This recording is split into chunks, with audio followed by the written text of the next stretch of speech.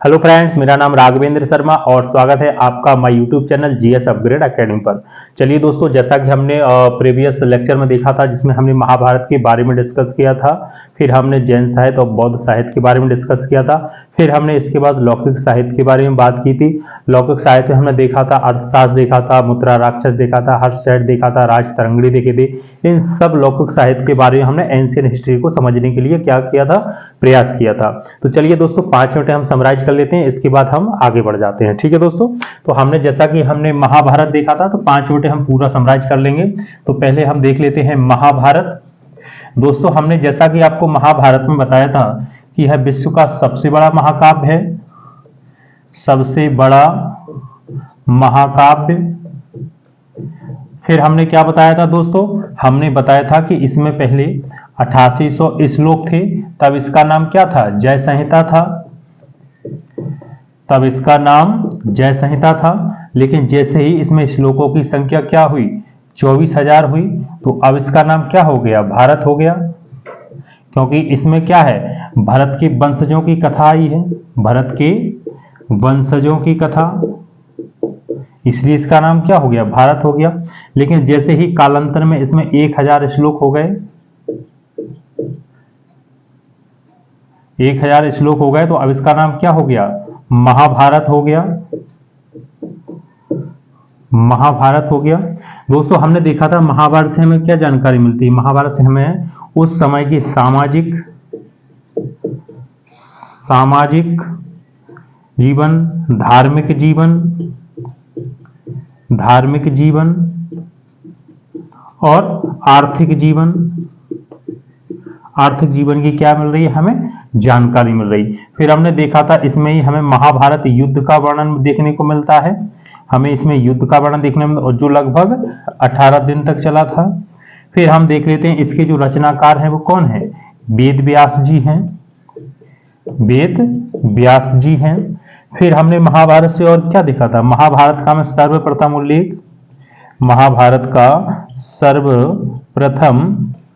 जो उल्लेख है वह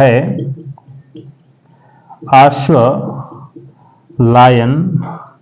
ग्रह सूत्र में मिलता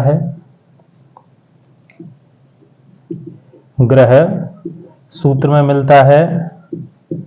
तो यह सब क्या है दोस्तों, हमने महाभारत के बारे में डिस्कस किया था कि जो महाभारत है यह विश्व का सबसे बड़ा महाकाव्य है। प्रारंभ में इसमें 8800 श्लोक थे, तब इसका नाम क्या था, जय संहिता था। फिर इसमें कालांतर में श्लोकों की संख्या कितनी हो गई, 24,000 हो गई, और 24,000 जैसे ही इसमें श्लोकों की संख्या हुई तो इसका नाम, भरत के वंशजों की इसमें क्या आती है, कथा आती है, तो इसलिए उन्हीं के नाम पर इसका नाम क्या हो गया, भारत हो गया। फिर इसमें क्या हुआ, गुप्त काल में श्लोकों की संख्या 1,00,000 हो गई और भारत का नाम क्या हो गया, महाभारत हो गया। इसमें क्या लग गया, महा लग गया, यानी यह श्लोकों की संख्या बहुत ज्यादा हुई, इसलिए इसका नाम क्या हो गया, महाभारत हो गया।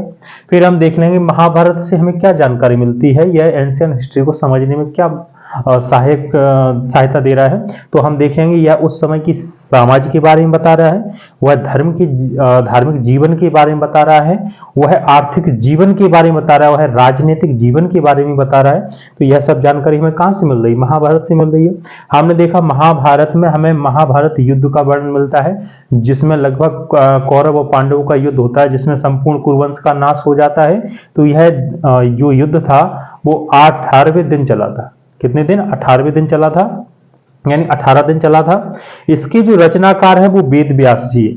इसके रचनाकार कौन है, वेद व्यास जी हैं। फिर हमने देखा था कि जो महाभारत है इसका सर्वप्रथम उल्लेख आश्वालायन ग्रह सूत्र में हमें देखने को मिलता है। तो दोस्तों, ये तो हो गया, हमने महाभारत यहां पर देख लिया। फिर दोस्तों अगला था, वो था हमारा जैन साहित्य और बौद्ध साहित्य। दोस्तों, हम देख लेते हैं कि जो हमारा जैन साहित्य और बौद्ध साहित्य था, तो हम देख लेते हैं बौद्ध साहित्य का भी हम क्विक रिवीजन कर लेते हैं। बौद्ध साहित्य,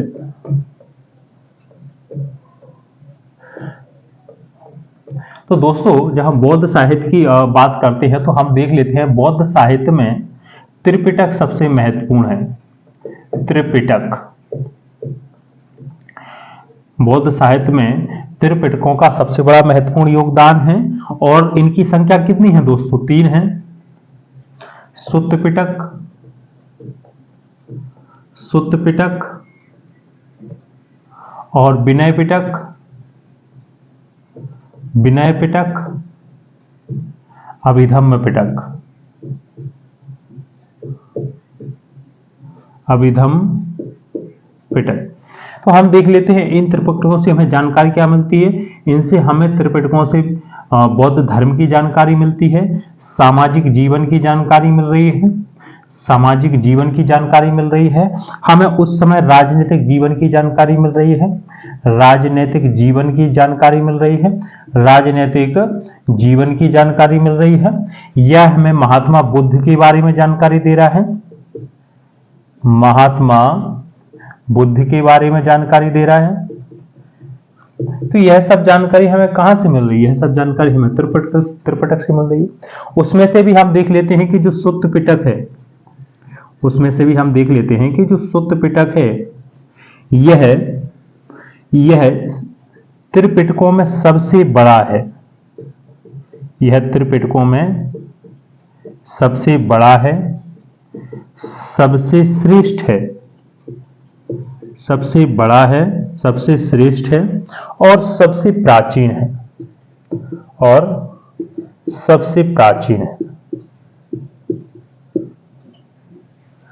तो यह सुत्त पिटक सबसे बड़ा है, सबसे श्रेष्ठ है, सबसे प्राचीन है। ऐसा क्यों है? क्योंकि हम देख लेते हैं महात्मा बुद्ध के परिनिर्वाण के बाद जैसे ही बौद्ध संगतियों का आयोजन हुआ था, तो महात्मा बुद्ध के जो धर्मोपदेश थे, जो ज्ञान था, जो उनकी शिक्षाएं थी, वो इसी में संकलित कर दी गई थी। किसमें? सुत्त पिटक में कर दी गई थी। किसमें कर दी गई थी? सुत्त पिटक में। तो सुत्त पिटक से हमें जानकारी क्या मिलती है? इसमें हमें महात्मा बुद्ध के उपदेश मिल जाएंगे। इसमें क्या मिल जाएंगे? महात्मा बुद्ध के उपदेश मिल जाएंगे, सिद्धांत मिल जाएंगे एवं शिक्षा। शिक्षा सबकी जानकारी कहां मिल रही है? हमें सुत्त पिटक में मिल रही है। इसलिए सुत्त पिटक को बौद्ध धर्म का, इसलिए सुत्त पिटक को बौद्ध धर्म का एनसाइक्लोपीडिया,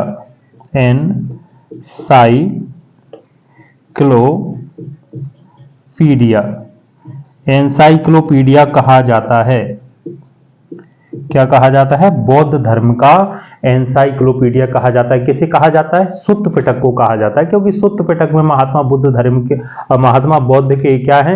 सिद्धांत दिए गए, उनके धर्मोपदेश दिए गए, उनके जीवन की शिक्षाएं दी गई, उनके जीवन, मृत्यु और संघर्ष के बारे में सुत्त पिटक में क्या है? जानकारी दी गई है। तो और समाज की जानकारी, सारी चीजें बौद्ध धर्म के बारे में भी बताया गया है। तो इन सब की जानकारी हमें अकेले सुत्त पिटक में मिल रही है, त्रिपिटकों में भी किसमें? सुत्त पिटक में मिल रही है। इसलिए सुत्त पिटक को बौद्ध धर्म का एनसाइक्लोपीडिया कहा जा रहा है। तो ये तो हमने क्या है? त्रिपिटकों में सुत्त पिटक देख लिया।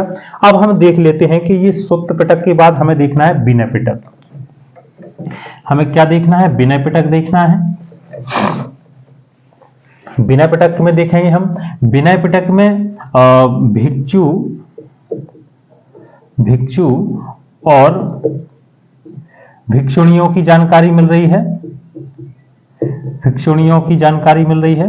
तो इसमें क्या है? भिक्षु और भिक्षुणियों की जानकारी मिल रही है और उनकी मार्गदर्शन के लिए नियम बताए गए हैं, नियम बताया गया, यानी मार्गदर्शन के लिए भिक्षु और भिक्षुणियों के लिए वो क्या बताए गए हैं? नियम बताए गए हैं, सिद्धांत दिए गए हैं कि आपको बौद्ध धर्म में रहते हुए, यानी भिक्षु और भिक्षुणियों में रहते हुए, भिक्षु और भिक्षुणियों का जीवन यापन करते हुए बौद्ध धर्म का पालन कैसे करना है और बौद्ध धर्म में जो एक मोक्ष की प्राप्ति है वो आपको कैसे पाना है। तो यह सब सिद्धांत और नियम किसमें दिए गए हैं? या विनय पिटक में दिए गए हैं। अभिधम्म पिटक में आप देखेंगे कि अभिधम्म पिटक में महात्मा बुद्ध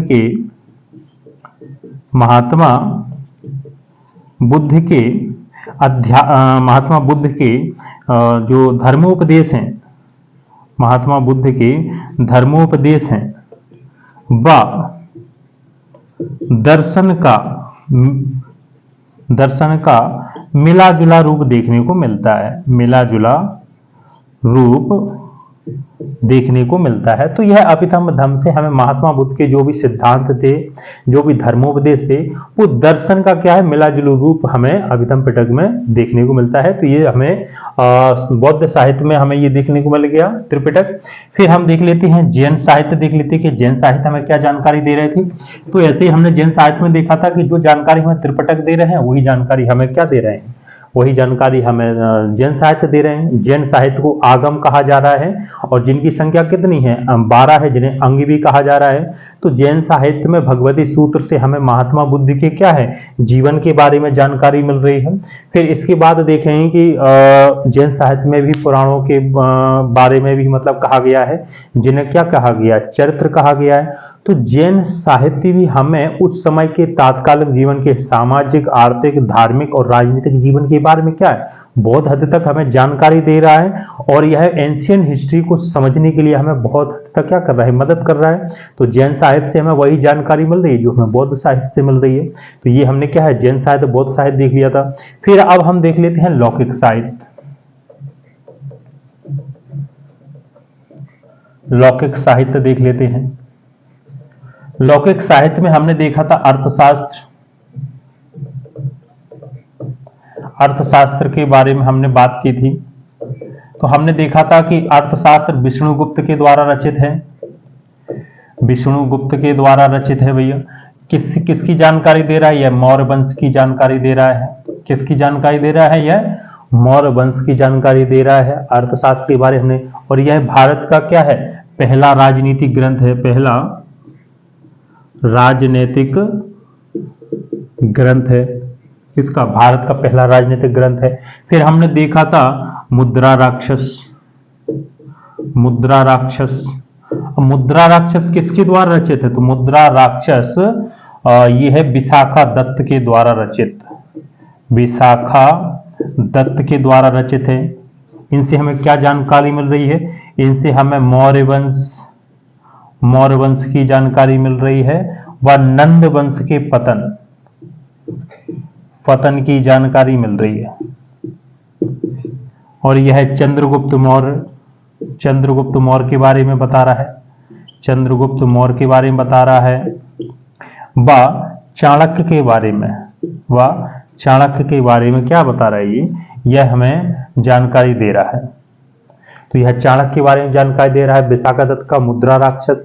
फिर हम देख लेते हैं क्या, हर्षचरित के देख लेते हैं।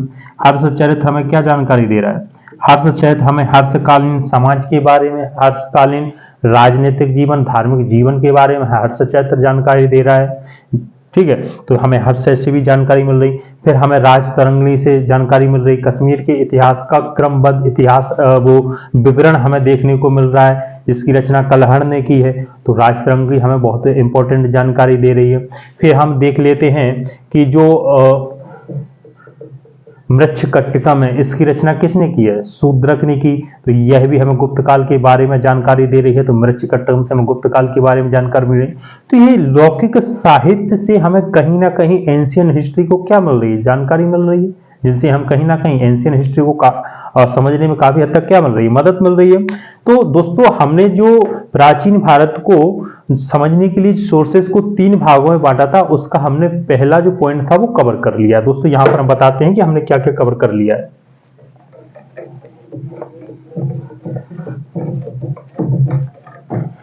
दोस्तों हमने प्राचीन भारत को जानने की जो 3 सोर्सेस थे उनको 3 पार्टों में बांटा था, वो हमने यहां हम आपको फिर यहां पर बताते हैं। पहला था साहित्यिक साक्ष्य, साहित्यिक साक्ष्य पहला। दूसरा था विदेशी यात्रियों के विवरण, विदेशी यात्रियों के विवरण। तीसरा जो पॉइंट था वो था पुरातत्व संबंधी साक्ष्य,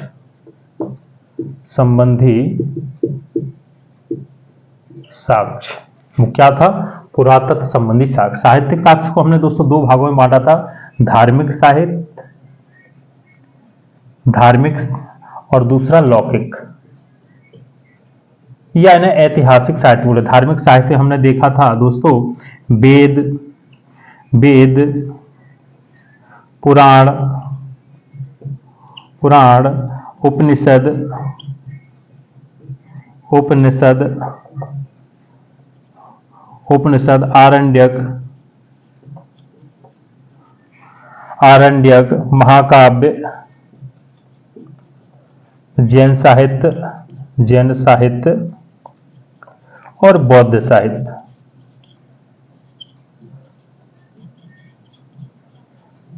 तो इन सब के बारे में हमने क्या है चर्चा के लिए, हमने वेदों के बारे में चर्चा कर ली, हमने पुराणों के बारे में चर्चा की, हमने उपनिषदों के बारे में चर्चा की, हमने आरण्यकों के बारे में चर्चा की, हमने महाकाव्यों के बारे में चर्चा की, हमने जैन साहित्य के बारे में चर्चा की और हमने बौद्ध साहित्य के बारे में भी क्या है चर्चा कर ली है। तो यह हमारा जो धार्मिक जो साहित्य था वो कंप्लीट हो चुका। फिर हमने लौकिक साहित्य में देखा, अर्थशास्त्र के बारे में हमने चर्चा की, अर्थशास्त्र के बारे में हमने डिटेल से देखा।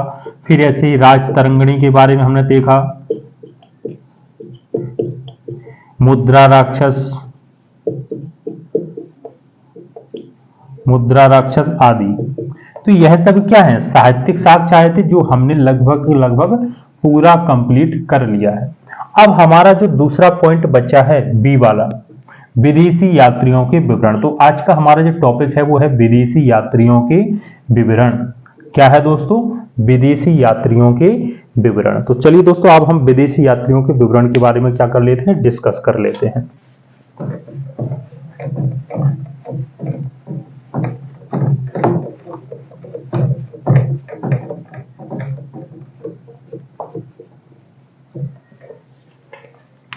दोस्तों जब हम विदेशी यात्रियों का विवरण देखते हैं, विदेशी यात्रियों का जब हम विवरण देखते हैं तो इनको 3 पार्टों में बांट लेते हैं। पहला हम देख लेते हैं यूनानी रोम यात्री। फिर हम दूसरे नंबर पर देख लेते हैं चीनी यात्री। फिर हम देख लेते हैं तीसरा अरबी यात्री। दोस्तों इन तीनों यात्रियों के माध्यम से हम विदेशी यात्रियों का क्या करेंगे, विवरण करेंगे। और समय समय पर ये जो विदेशी यात्री आए हैं इन्होंने उस समय भारत में जो देखा तत्कालीन समाज में, तो समाज व्यवस्था के बारे में इन्होंने लिखा, उन्होंने राजनीतिक व्यवस्था के बारे में लिखा, उन्होंने कल्चरल के बारे में बताया, उन्होंने आर्थिक समृद्धि के बारे में बताया। तो इन्होंने जो अपनी यात्रा विवरण में लिखा वो अपने आप में क्या है, प्रमाणिक है। वो अपने आप में क्या है, प्रमाणिक। अरे कोई भी व्यक्ति जब हमारे यहाँ आएगा जो देखेगा जो महसूस करेगा वही तो लिखेगा। क्या लिखेगा, वही तो लिखेगा। तो क्या है, अपने आप में एक प्रमाणिक है।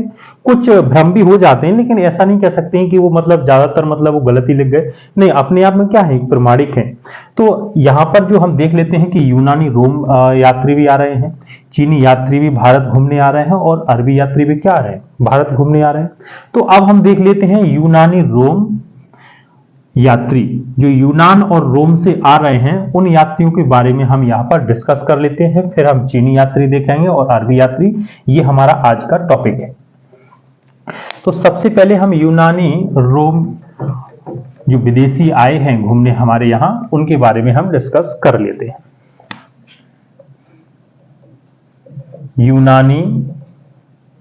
यूनानी रोमन यात्री।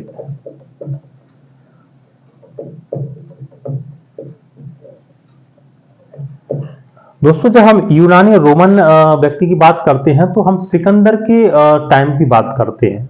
हम सिकंदर के समकालीन जो भी यात्री आए हैं या सिकंदर के साथ में जो भी आए हैं और उन्होंने जो भारत में देखा, सुना, महसूस किया, उन्होंने जो अपनी यात्रा विवरण दिया, उनके बारे में हम डिस्कस कर लेते हैं। तो सबसे पहले हम देखते हैं कि ईरानी वैद्य हुआ टेसियस।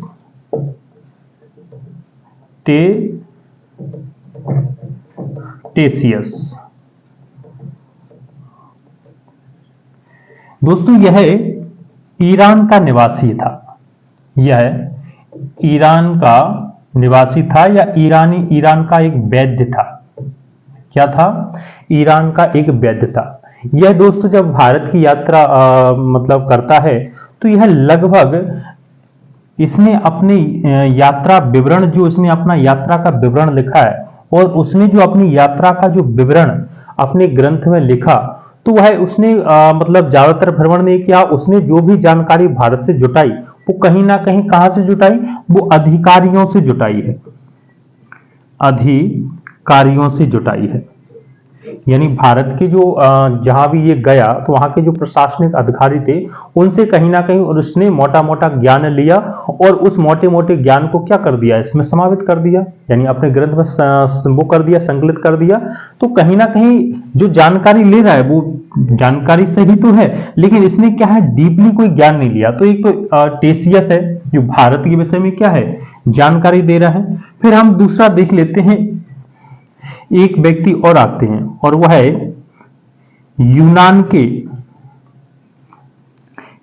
हेरोडोट्स हैं, हेरोडोट्स, हेरोडोट्स। दोस्तों जो हेरोडोट्स हैं इन्हें इतिहास का पिता कहा जाता है, इन्हें इतिहास का पिता, इतिहास का फादर ऑफ हिस्ट्री, इतिहास का इन्हें पिता कहा जाता है। तो इतिहास का इन्हें पिता कहा जाता है, और इन्होंने एक बुक लिखी अपनी, और उस बुक का नाम है हिस्टोरिका, हिस्टोरिका, हिस्टोरिका। जो हमारे हेरोडोट साहब हैं इन्हें इतिहास का पिता कहा जाता है, और इन्हें इतिहास का पिता क्यों कहा जाता है, क्योंकि उस समय यह एक बुक लिख रहे हैं, यह उस समय एक बुक लिख रहे हैं, और उस बुक में कहीं ना कहीं भारत और फारस के बीच, भारत और फारस के, भारत और फारस के संबंधों के बारे में चर्चा कर रहे हैं।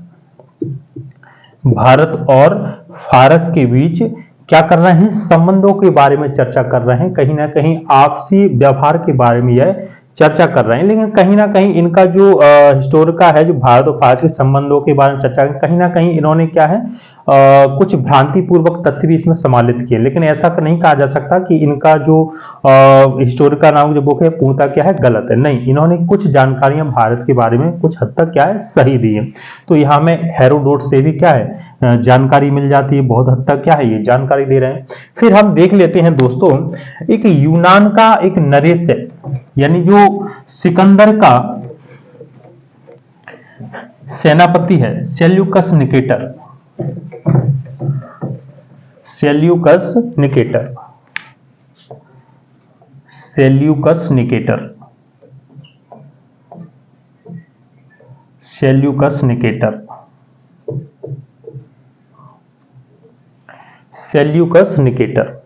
तो ईरान का एक यूनान का एक शासक है सेल्यूकस निकेटर, सेल्यूकस निकेटर, और इसका एक राजदूत है और उसका नाम है मेगास्थनीज, मेगास्थनीज।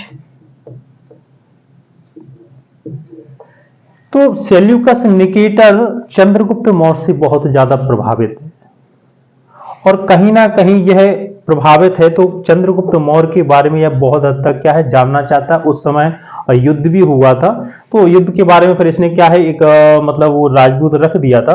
तो यह मेगास्थनीज क्या करता है, चंद्रगुप्त मौर्य के क्या है दरबार में जाता है, यह क्या है दरबार में जाता है, और दरबार में जाता है तो यह कहीं ना कहीं मौर्य वंश के बारे में, मौर्य वंश के बारे में जानकारी क्या करता है, कलेक्शन करता है। मौर्य वंश की क्या करता है, जानकारी, नॉलेज को कलेक्शन करता है। और जो जितनी भी इसकी नॉलेज थी, इसने अपनी पूरी नॉलेज को एक ग्रंथ में क्या है संकलित कर दिया, कंपाइल कर दिया, और उस ग्रंथ का नाम क्या है, इंडिका। उस ग्रंथ का नाम क्या है, इंडिका है, उस ग्रंथ का नाम है इंडिका। तो मेगास्थनीज की जो बुक है उसका नाम क्या है, इंडिका है। अब दोस्तों इस इंडिका से जानकारी क्या मिलती है, यानी सेल्यूकस निकेटर का राजदूत है मेगास्थनीज, और मेगास्थनीज चंद्रगुप्त मौर्य के दरबार में रहता है, सालों उसको बीत जाते हैं, और वह नॉलेज को क्या कर रहा है, मौर्य वंश की जो नॉलेज को उसको कलेक्शन कर रहा है। उसको कम जैसे ही नॉलेज ने कलेक्शन की, और वह पूरी नॉलेज को कहीं ना कहीं एक ग्रंथ में क्या है संकलित कर देता है, और जैसे उस ग्रंथ में संकलित करता है उसका नाम है इंडिका। अब जो इंडिका है यह हमें प्राचीन भारत के उस समय के सामाजिक जीवन, धार्मिक जीवन, राजनीतिक जीवन, आर्थिक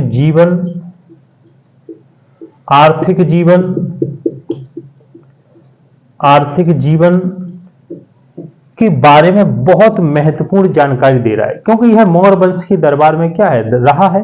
तो यह इसने जो आंखों से देखा वही उसने क्या किया, लिखा। तो यह कहीं ना कहीं हमें मौर्य वंश के जानने में, समझने के लिए इंडिका क्या एक महत्वपूर्ण भूमिका अदा कर रही है। तो कहीं ना कहीं जो मैगस्थनीज है वो एंशियंट हिस्ट्री को समझने के लिए बहुत हद तक क्या कर रहा है, मदद कर रहा है। जबकि है क्या, विदेशी यात्री है। तो विदेशी यात्रियों के विवरण भी हमें एंशियंट हिस्ट्री को क्या कर रहे हैं, समझने में बहुत ज्यादा मदद कर रहे हैं, हेल्प कर रहे हैं। तो एक तो हमें यह जानकारी मिल रही है कि इंडिया उस समय के तात्कालीन सामाजिक, धार्मिक, राजनीतिक जीवन और आर्थिक जीवन के बारे में क्या है, जानकारी दे रही। दूसरा यह जानकारी दे रही है मौर्य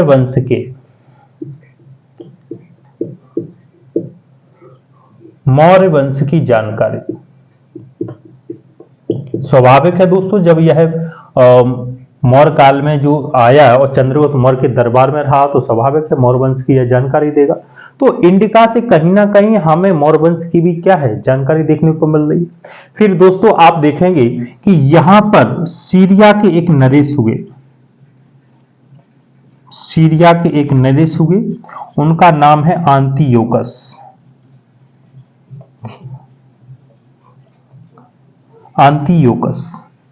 और इस समय मौर्य वंश में बिंदुसार का शासन है। क्या है, बिंदुसार का शासन है। तो जो आंतियोकस हुए, इन्होंने अपना एक राजदूत भेजा और उसका नाम है डाइमेकस। उसका नाम क्या है, डाइमेकस है, जो क्या है, राजदूत है, और यह राजदूत के रूप में मौर्य वंश के जो शासक बिंदुसार के दरबार में जाता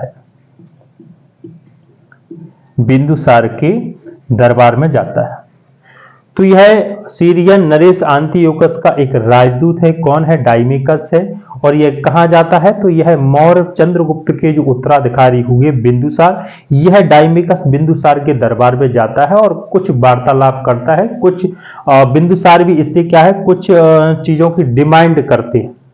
क्या है, बिंदुसार कुछ चीजों की डिमांड करते हैं। तो कहीं ना कहीं जो डाइमेकस है, इससे भी हमें क्या मिल रही है, बिंदुसार के शासन के बारे में जानकारी मिल रही है। तो डाइमेकस से भी हमें एंशियंट हिस्ट्री को समझने में मदद मिल रही है। जो अपनी यात्रा विवरण में जो बताएगा, जो ग्रंथ में कलेक्शन करा, वो भी क्या है, एंशियंट हिस्ट्री के बारे में जानकारी देगा। फिर आप देखेंगे सम्राट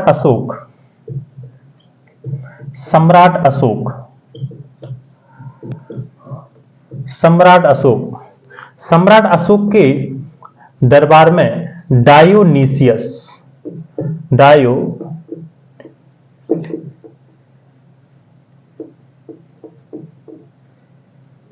डायोनीसियस राजदूत पहुंचता है। और यह कहां का राजदूत है, यह मिस्र का राजदूत है, यह मिस्र देश का राजदूत है। तो ये जो डायोनीसियस है या सम्राट अशोक के दरबार में पहुंचता है, यह मिस्र शासक फिलाडेल्फस का क्या है, राजदूत है।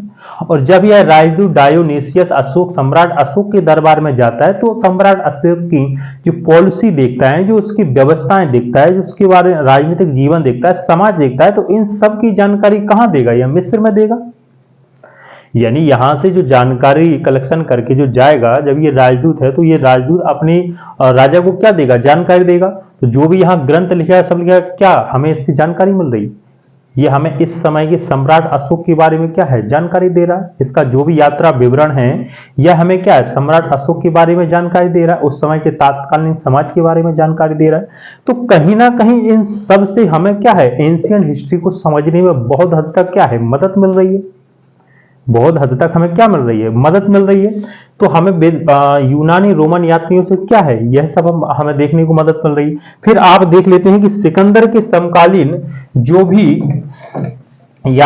विदेशी यात्री आए, जैसे निरियाकस, अरिस्टोबुलस जैसे निरियाकस, जैसे सिकंदर के समकालीन, सिकंदर के समकालीन। अब जो सिकंदर के जो समकालीन है, ये भी क्या है, तत्कालीन भारत के बारे में बहुत हद तक जानकारी दे रहे हैं, और वह जानकारी अपने आप में क्या है, प्रमाणिक है, ऑथेंटिक है। तो यह जो उस समय के बारे में जानकारी दे रहे हैं, जैसे निरियाकस, निरियाकस, अरिस्टोबुलस,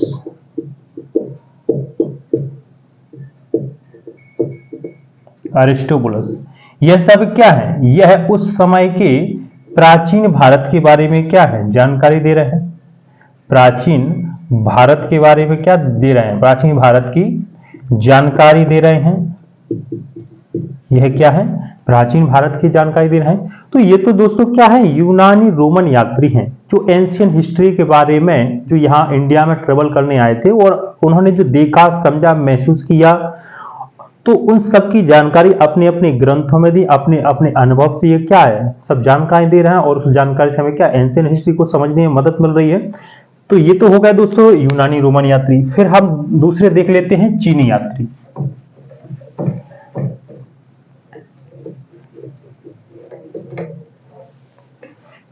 दोस्तों जब हम चीनी यात्रियों की बात करते हैं,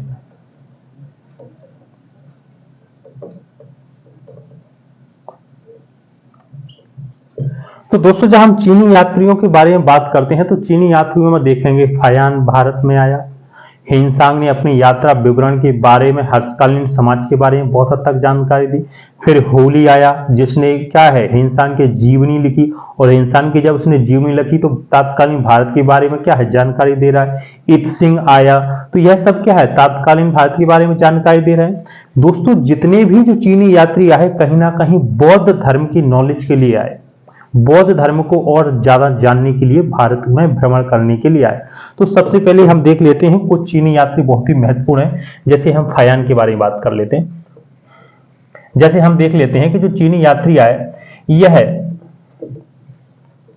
बौद्ध धर्म, बौद्ध धर्म के लिए क्या है, भारत आए, और उस समय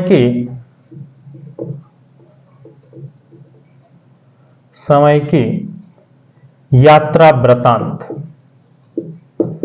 वृतांत के बारे में भी जानने आए, जिससे व्यापार के लिए भी सुगमता हासिल हो सके। तो कुछ बहुत ही महत्वपूर्ण यहाँ रीजन थे। तो सबसे बड़ा जो रीजन था वह बौद्ध धर्म को लेकर था।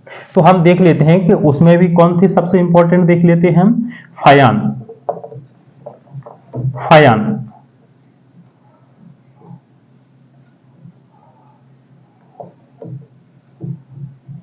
फायान।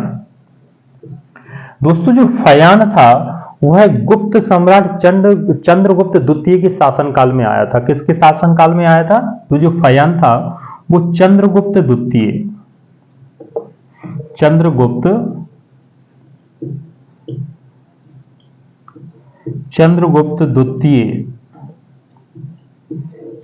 द्वितीय के शासनकाल में आया था। जो कहां के शासक थे, उज्जैन के शासक थे। तो चंद्रगुप्त जो द्वितीय के समय में फायान भारत आता है, और फायान जैसे ही भारत आता है तो यह चंद्रगुप्त द्वितीय के शासनकाल में घूमता है और देखता है। तो कहीं ना कहीं बहुत हद तक उस समय क्या है, गुप्तों का जो शासनकाल है बहुत ही समृद्धि है, पावरफुल है। क्या है, समृद्धफुल है और पावरफुल है। तो यह जो देखता है वह भारत की समृद्धि देखता है, भारत की समृद्धि के बारे में बताता है। यह भारत की समृद्धि के बारे में बताता है, यह जनता की खुशहाली के बारे में बताता है, यह जनता की खुशहाली के बारे में बताता है। और यह अपने विवरण में देता है कि जो मालवा की जलवायु है, जो मालवा की जलवायु है, यह विश्व की सबसे अच्छी जलवायु है। यह विश्व की सबसे अच्छी जलवायु है, सबसे अच्छी जलवायु है। यह सब जानकारी कौन दे रहा है? यह सब जानकारी फयान दे रहा है।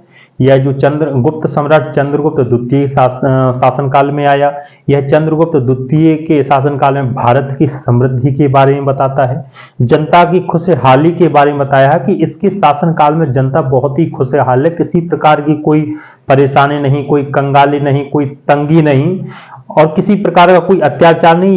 यहाँ की जो जनता है वो एक तरीके से समृद्ध और खुशहाल है अपने सम्राट से और अपने शासन व्यवस्था से। फिर यह बताता है कि फयान जो मालवा की जो जलवायु है यह विश्व की सबसे अच्छी जलवायु है, श्रेष्ठतम जलवायु है।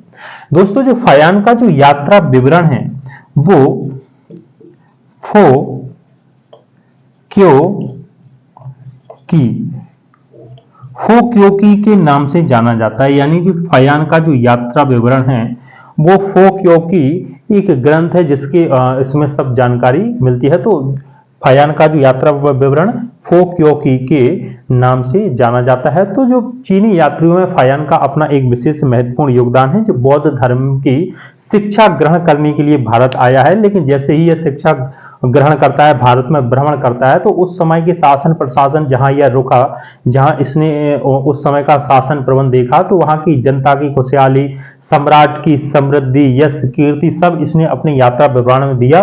और यह मालवा की जलवायु को विश्व की सबसे अच्छी जलवायु बता रहा है और इसका जो यात्रा विवरण है फोक्योकी के नाम से जाना जाता है। तो फयान ये क्या है? एंशियंट हिस्ट्री को समझने में बहुत हद तक क्या है, हमारी मदद कर रहा है।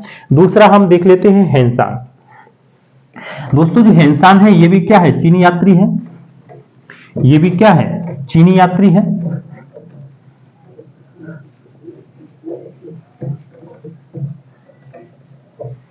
हेनसांग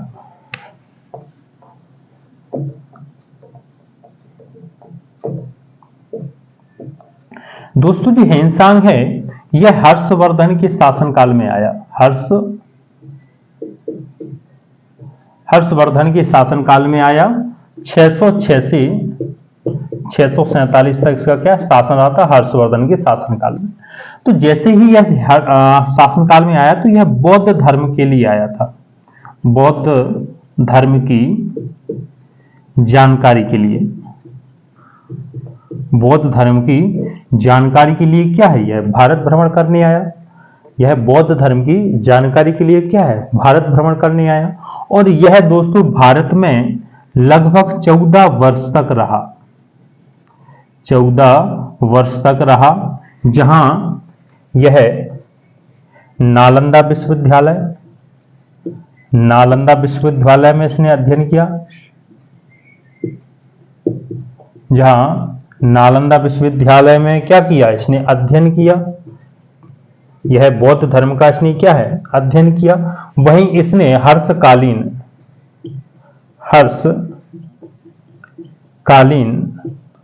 शासन व्यवस्था व समाज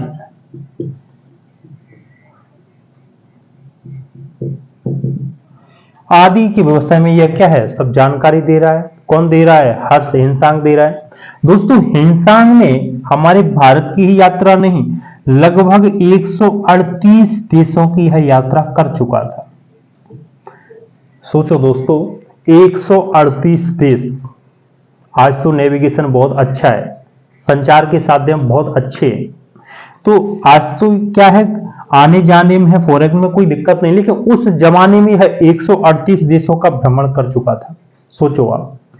तो यह हेनसांग 138 देशों का अध्ययन कर चुका है और इन 138 देशों की जानकारी कहां से मिल रही है? इसका एक यात्रा वृतांत है जिसका नाम है सीयूकी।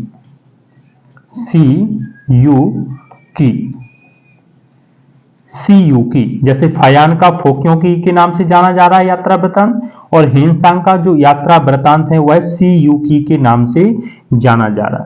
दोस्तों 138 देशों की जैसे ही यह यात्रा कर चुका है और महत्वपूर्ण जानकारी दे रहा है, इसलिए इसे प्रिंस ऑफ पिलग्रिम्स कहा जाता है। इसलिए इसे प्रिंस ऑफ पिलग्रिम्स कहा जाता है, यानी इसे तीर्थ यात्रियों का राजकुमार, तीर्थ यात्रियों का राजकुमार। तीर्थ यात्रियों का राजकुमार किसे कहा जा रहा है भाई? तो यह किसे कहा जा रहा है? हेनसांग को कहा जा रहा है। तो यह क्या है? इंपॉर्टेंट जानकारी दे रहा है। किसकी दे रहा है? हमारे भारत के बारे में बहुत ही हद तक जानकारी दे रहा है। नालंदा विश्वविद्यालय के बारे में जानकारी दे रहा है, जहां लगभग 10,000 शिक्षक रहते थे, है ना। क्योंकि इस समय कुछ ही ऐसे गुरुकुल थे या वो थे जहां विद्या अध्ययन के लिए जो पूरे विश्व में फेमस थे, जैसे तक्षशिला विश्वविद्यालय, नालंदा विश्वविद्यालय। ये अपने आप में बहुत ही महत्वपूर्ण शिक्षा के केंद्र थे। तो उस समय यह यहाँ शिक्षा ग्रहण करने के लिए आया और वर्षों तक यहाँ पर रहा। क्या? वर्षों तक यहाँ तक रहा। और यहाँ पर क्या है? यह बहुत हद तक बौद्ध धर्म के बारे में अध्ययन करता रहा। फिर यह इसने हर्षकालीन शासन व्यवस्था के बारे में जानकारी दी, हर्षकालीन शासन व्यवस्था को देखा, समझा। इन सब चीजों की जानकारी कहाँ दे रहा है? सीयू की अपनी यात्रा वृत्तांत में दे रहा है। इसलिए इसको तीर्थ यात्रियों का राजकुमार कहा गया। क्यों कहा गया? क्योंकि इसने 138 देशों की यात्रा कर चुका है ये, इसलिए क्या कहा जा रहा है इसे? तीर्थ यात्रियों को राजकुमार या पिलग्रिम्स कहा जा रहा है इसे। तो ये तो होगा हेनसांग। तो हेनसांग भी क्या है? हमारे लिए इंपॉर्टेंट जानकारी दे रहा है। वहीं हम देख लेते हैं कि जो होली है दोस्तों, जो होली है, होली क्या है? हेनसांग का मित्र है। होली क्या है? हेनसांग का मित्र है। होली क्या है? होली यह हेनसांग का क्या है? मित्र है। और जब यह हेनसांग का मित्र है और यह हेनसांग के साथ में रहता है, तो यह हेनसांग के साथ में रहता है तो यह हेनसांग की जीवनी लिखता है। किसकी जीवनी लिखेगा? यह हेनसांग की जीवनी लिखता है। और वह उस जीवनी में हेनसांग के बारे में लिख रहा है। यानी जो होली है वो हेनसांग का मित्र है, जो हेनसांग के साथ में रहता है, और जो होली है वह हेनसांग की जीवनी लिखता है। जब यह हेनसांग की जीवनी लिखता है तो इसमें एक तो हेनसांग की हमें जानकारी आएगी, क्योंकि स्वाभाविक है उसी के बारे में जीवनी लिख रहा है। दूसरा हम देखेंगे उस समय के तात्कालिक भारत के बारे में भी क्या है? जानकारी मिल रही है। तो तात्कालिक भारत के बारे में भी क्या है? यह जानकारी दे रहा है। तो कहीं ना कहीं जो होली है इससे भी हमें, ये भी क्या है? बौद्ध यात्री है। ये भी क्या है? चीनी यात्री है और बौद्ध यात्री है। इससे भी क्या है? हमें तात्कालिक भारत के बारे में जानकारी मिल रही। ऐसे ही हम देख लेंगे इत्सिंग नाम के व्यक्ति हैं, वो भी क्या है? बौद्ध यात्री है। वो भी क्या है? बौद्ध धर्म के लिए यात्रा कर रहे हैं। उनसे भी क्या है? हमें एंशियन हिस्ट्री को समझने में बहुत हद तक मदद मिल रही है। तो दोस्तों ये तो क्या है? चीनी यात्री हैं। हेनसांग हो गया, फयान हो गया, होली हो गए, इत्सिंग हो गया। इनसे क्या है? हमें एंशियन हिस्ट्री को समझने में मदद मिल रही है, जो कहीं ना कहीं बौद्ध धर्म की शिक्षा ग्रहण करने के लिए भारत आ रहे हैं। कहां से आ रहे हैं? चीन से आ रहे हैं और भारत भ्रमण कर रहे हैं, यहाँ पर शिक्षा अध्ययन कर रहे हैं और इन सब की जानकारी अपनी यात्रा विवरण दे रहे हैं, जिनसे हमें क्या है? एंशियन हिस्ट्री को समझने में बहुत हद तक मदद मिल रही है। तो ये तो चीन यात्री हो गए। फिर हमारे जो नेक्स्ट यात्री बचे हैं वो है अरबी यात्री।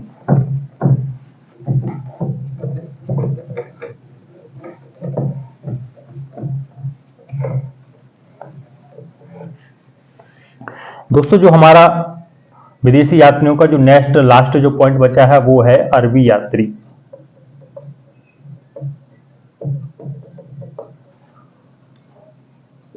अरबी यात्री दोस्तों, अरबी यात्री में हम जब देखते हैं, यानी महमूद गजनवी के समय में जो अरब यात्री आते हैं और वह जो राजपूत कालीन समाज देखते हैं, संस्कृति देखते हैं, उनके कल्चर देखते हैं, उनके रीति रिवाज परंपरा देखते हैं, तो उन सब के बारे में यह अरबी यात्री क्या है? नॉलेज दे रहे हैं, अपने ग्रंथों में लिख रहे हैं, फारसी भाषा में लिख रहे हैं। तो कहीं ना कहीं जब हम उनका अध्ययन करते हैं तो एंशियन हिस्ट्री समझने में, यानी राजपूत कालीन जो समाज व्यवस्था, उनकी हमें रीति रिवाज परंपरा देखने को मिलती है, वो सब कहां से मिलती है? यानी अरबी यात्रियों की यात्रा विवरण से हमें देखने को मिल रही। तो एंशियन हिस्ट्री में ये भी क्या है? अपना बहुत महत्वपूर्ण योगदान दे रहे हैं।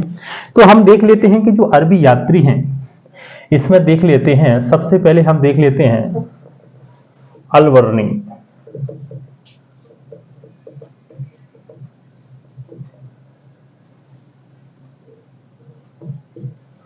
और यह कहां है? यह हम देख लेते हैं महमूद गजनवी के समय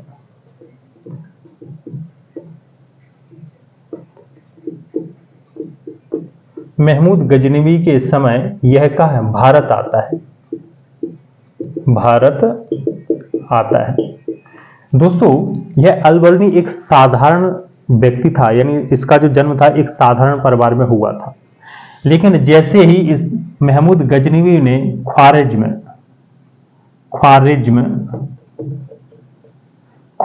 पर क्या है? विजय प्राप्त की, तो विजय प्राप्त करने के बाद यह सेना में शामिल हो गया था और इसके बाद इसकी योग्यता का देखकर यह काफी बहुत महत्वपूर्ण विद्वान था, कई भाषाओं का ज्ञाता था। तो इसको देखकर महमूद गजनी ने इसको राज ज्योतिषी के पद पर, ज्योतिषी के पद पर क्या है? इसको नियुक्त किया था। तो जैसे ही महमूद गजनवी भारत पर आक्रमण करता है, भारत पर क्या करेगा? आक्रमण करेगा, तो स्वाभाविक है कि यह जो दरबारी कवि होंगे, राज ज्योतिषी होंगे, हकीम होंगे, डॉक्टर होंगे, ये सब क्या है? उसके साथ चलेंगे। तो यह भी क्या है? भारत आक्रमण के समय क्या आया? साथ आया। और जैसे ही यह साथ आया तो यह जो देखता है यह राजपूत कालीन समाज, क्योंकि उस समय राजपूतों का शासन चल रहा है, तो राजपूत कालीन समाज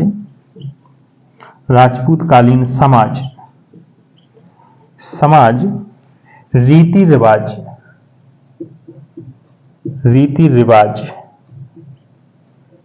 रिवाज, परंपरा, संस्कृति, इन सब के बारे में यह विस्तृत जानकारी क्या है? कलेक्ट करता है।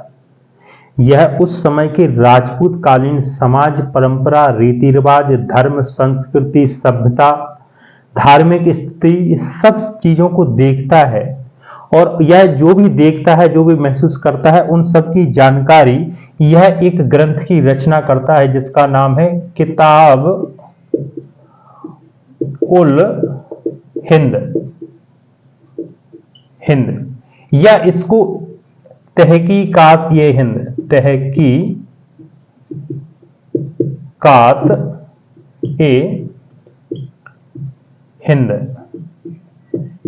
कहा जाता है। किताब उल हिंद और तहकीकात ए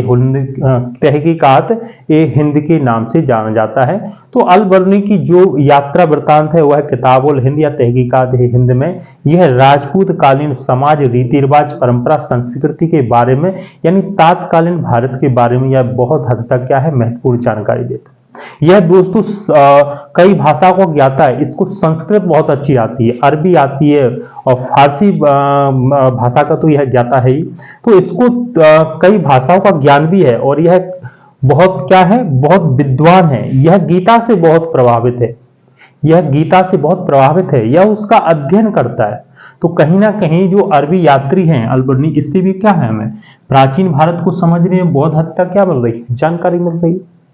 तो इनसे भी हमें जानकारी मिलती है। दोस्तों फिर हम देखते हैं कि जो एक अरबी यात्री और आता है और उसका नाम है सुलेमान। वो भी क्या है? फिर हम दूसरे यात्री की बात करते हैं, सुलेमान। और दोस्तों जो सुलेमान है यह भी हमें क्या है? यह भी हमें महत्वपूर्ण जानकारी दे रहा है। और यह जानकारी कहां दे रहा है? यह पाल शासकों के बारे में क्या दे रहा है? जानकारी दे रहा है। साथ ही साथ प्रतिहार शासकों के बारे में भी क्या दे रहा है? जानकारी दे रहा है। शासकों के बारे में भी क्या है? यह जानकारी दे रहा है। तो जो सुलेमान एक अरबी यात्री है, यह भारत की यात्रा करता है और जैसे ही भारत की यात्रा करता है तो उस समय के जो शासक हैं, पाल शासक और प्रतिहार शासक, इन दो शासकों के बारे में यह सुलेमान जो अरबी यात्री है, इनके जो क्षेत्र में गया, इनके जो जहां इनका शासन है, यहां यह गया और उस समय की जो दशाएं देखता है, सामाजिक जीवन की, चाहे धार्मिक जीवन की, चाहे राजनीतिक जीवन की, तो इन सब चीजों की जो जानकारी देखता है। तो जो सुलेमान यात्री है वो कहीं ना कहीं अपनी यात्रा विवरण में पाल शासकों, प्रतिहार शासकों के बारे में जानकारी देता है। तो ये भी क्या है? प्राचीन भारत को समझने में क्या है? अरबी यात्री भी अपना एक महत्वपूर्ण योगदान दे रहे हैं, है ना। तो ऐसे ही इब्न बतूता आता है, इब्न बतूता आता है, तो यह भी क्या है, मोहम्मद बिन तुगलक के बारे में बहुत हद तक जानकारी देता है। तो इन सब के बारे में कहीं ना कहीं हम ये समझते हैं कि एंशियंट हिस्ट्री को समझने विदेशी यात्रियों का विवरण भी अपने आप में एक महत्वपूर्ण योगदान देता है, जिससे हम कहीं ना कहीं एंशियंट हिस्ट्री को समझने में बहुत हद तक मदद मिलती है। चाहे भले वो यूनानी रोमन यात्री हो, चाहे वो चीनी यात्री हो, चाहे वो अरबी यात्री। तो दोस्तों आज का जो हमारा टॉपिक था विदेशी यात्रियों का विवरण, यह है दोस्तों हमारा विदेशी यात्रियों का जो विवरण था वो लगभग क्या है, कंप्लीट हो चुका है। यानी हमारा जो टॉपिक था विदेशी यात्रियों का विवरण, यह दोस्तों पूरी तरीके से क्या है, कंप्लीट हो चुका है। अब हमारा जो नेक्स्ट टॉपिक आएगा वो है, नेक्स्ट टॉपिक होगा पुरातत्व संबंधी साक्ष्य। इस जैसे ही हमारा पुरातत्व संबंधी साक्ष्य कंप्लीट होगा तो वह हमारे फिर प्राचीन भारत को जानने के लिए जो सोर्सेज का जो एक टॉपिक था वो पूरा क्या है, कंप्लीट हो चुका है। तो दोस्तों जो अब नेक्स्ट टॉपिक आएगा प्राचीन भारत के सोर्सेज के बाद, वो होगा हमारा सिंधु घाटी की सत्ता, इंडस वैली सिविलाइजेशन। ठीक है दोस्तों, तो तब तक के लिए फिर मिलते हैं। जय हिंद, जय भारत दोस्तों।